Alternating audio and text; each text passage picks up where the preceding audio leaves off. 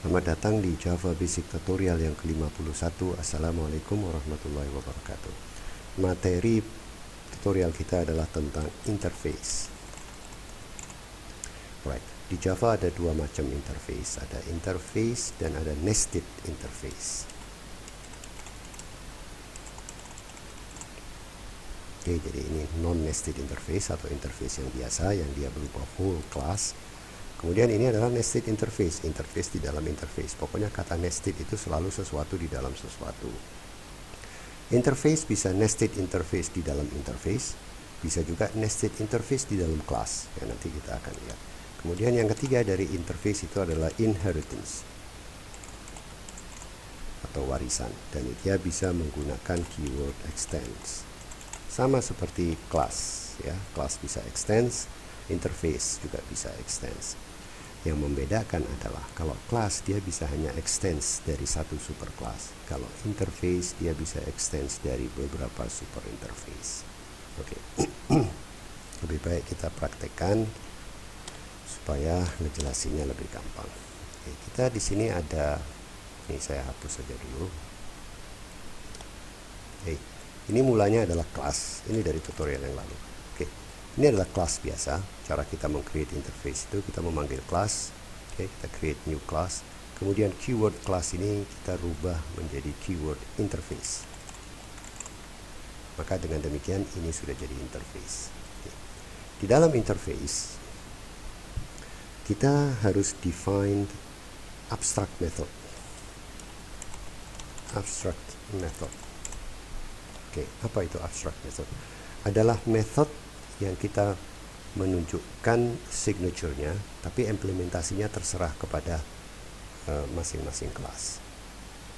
Inilah tujuan utama dari interface. Jadi interface itu fungsinya atau tujuannya adalah membuat hubungan formal antar kelas.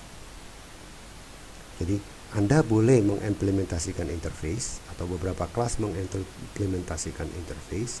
Anda harus mengimplementasikan sesuai metode-metode signature yang ada.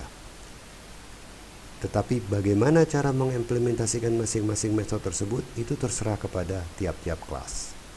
Jadi what to implement, apa yang diimplementasikan itu diharuskan, tetapi how to implement, bagaimana cara mengimplementasikan itu terserah kepada masing-masing kelas.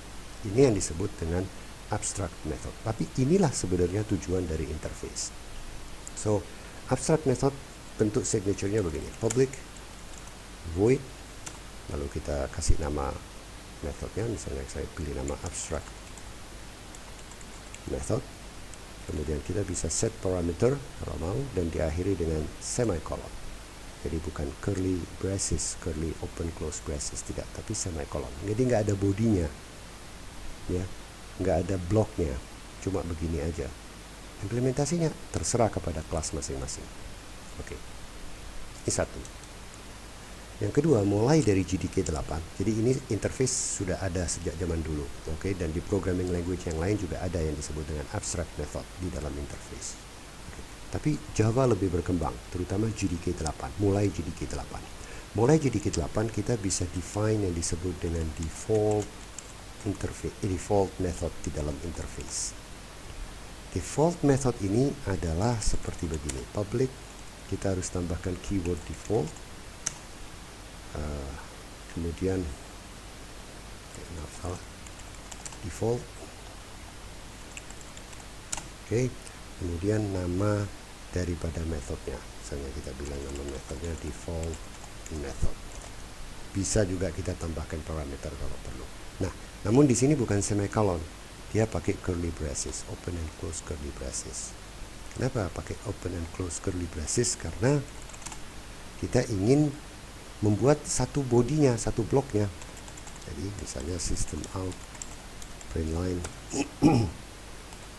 kita bilang interface default method. Alright. Atau mungkin saya lebih jelas kasih nama kelasnya aja, yaitu dia nama interface, lesson interface, supaya nanti kalau manggil-manggilnya kelihatan. Yang ketiga di Java interface kita bisa define static method.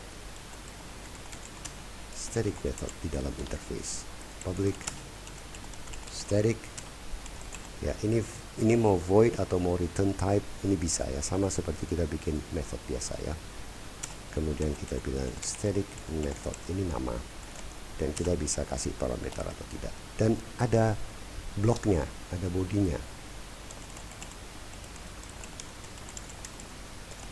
Biar saya tulis dulu ini, static lesson interface, static method. Alright. Sedikit saya ingin jelaskan lagi. Baik abstract method atau default method atau static method itu akan di override oleh si kelas yang mengimplementasikan ini.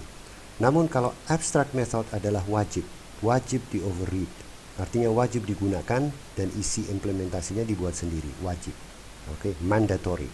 Tapi kalau default method dan static method tidak wajib untuk di override. Jadi terserah kepada kelas yang mengimplementasikan interface lesson interface ini, dia mau override default method atau dia mau override static method atau tidak mau di override sama sekali, diabaikan, boleh.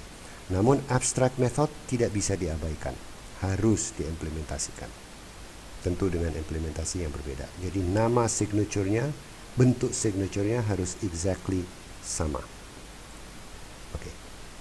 Kemudian lebih baik kita sekarang create satu kelas lagi. Ini namanya kelas abstract. Alright, dan ini kita hapus saja. Oke, ini memang dari tutorial yang lalu. Kita bilang di sini public class lesson abstract, ini nama kelasnya. Kemudian ada keyword implement, ya, dan implement nama interface yang akan kita implementasikan, yaitu dia lesson interface. Oke. Kalau kita tulis implement dan masih kosong kelasnya, nama kelas ini lesson abstract akan dikasih error. Kenapa dia error? Karena kita belum mengimplementasikan method yang ada di interface. Selama belum, dia akan selalu error. Coba kita bikin ini tanpa field, ya, biar cepat. Kita bikin satu constructor, tanpa constructor juga boleh, tapi takutnya nanti bingung. Oke, constructornya kosong, nggak ada apa-apa. Kemudian di sini kita harus panggil method abstract method tersebut. Namanya apa? Ini abstract method. Alright, kita panggil public void abstract method. Nah, errornya hilang. Nah, Java compiler lega. Oke, you udah mau implementasi interface yang Anda janji akan mengimplementasikannya. Oke, di dalam sini kita bisa implement apa aja. System out print line. Kita akan bilang ini adalah class lesson abstract. Oke, ini abstract method. Alright. Apakah cuman harus ini? Tidak, saya bebas. Saya boleh menambahkan metode yang lain. Tidak harus metode yang ada di interface yang wajib di override. Boleh saya menambahkan metode lain. Oke, misalnya saya mau bilang public void say hello. Ya. Dan di sini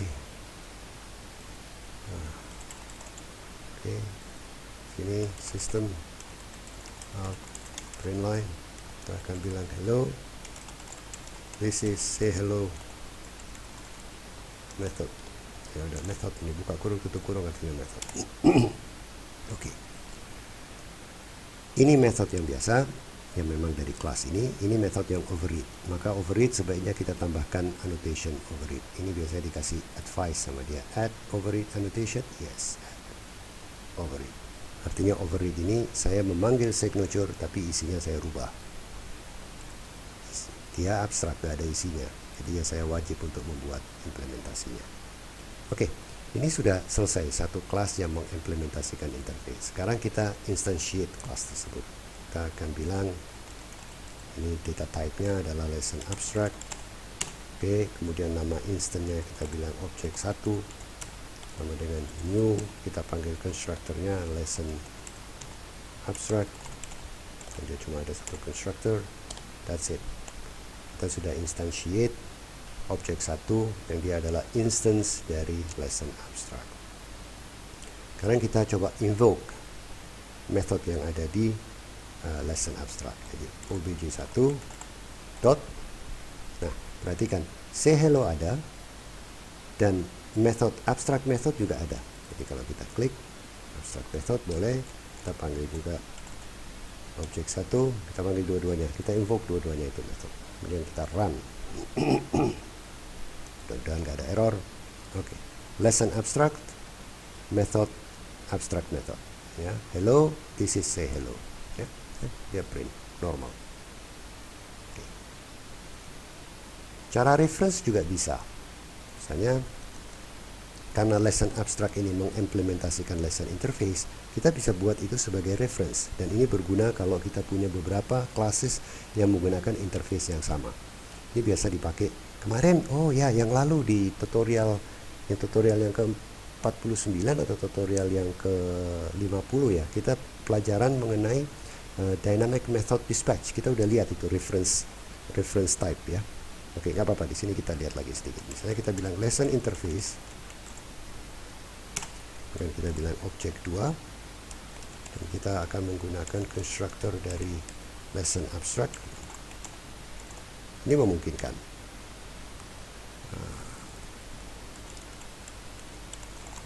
Oke, ini memungkinkan. Jadi kita tinggal panggil instannya objek 2 dot. Namun yang akan kelihatan di sini adalah method yang ada di interface-nya. Dia tidak akan kelihatan method yang ada di kelas lesson abstract. Oke, kita perhatikan. Kita hanya bisa panggil abstract method sama default method. Kita tidak bisa panggil say hello. Kenapa? Karena ini adalah reference dari lesson interface, walaupun constructornya adalah constructor lesson abstract. Oke, umum semua reference berlaku seperti begini. Kita panggil yang default method kali ini. Oke, dan kita lihat lesson interface default method. Ada hal menarik. Kenapa kok objek 1 tidak bisa memanggil default method? Karena default method tidak di override oleh kelas lesson abstract. Coba kita lihat. Kelas lesson abstract mengimplement lesson interface, tapi dia tidak mengoverride default methodnya. Artinya opsionalnya nggak dipakai, nggak digunakan. Sehingga default method ini baru kelihatan pada saat kita menggunakan instance dari reference lesson interface. Oke, itu yang membedakan antara obj1 dengan obj2. Ya, obj2 adalah instance reference dari lesson interface. Sedangkan obj1 adalah instance dari lesson abstract. Ini udah 13 menit, masih panjang materinya. Jadi kita harus lanjut di tutorial berikutnya. Terima kasih, sampai jumpa. Salam.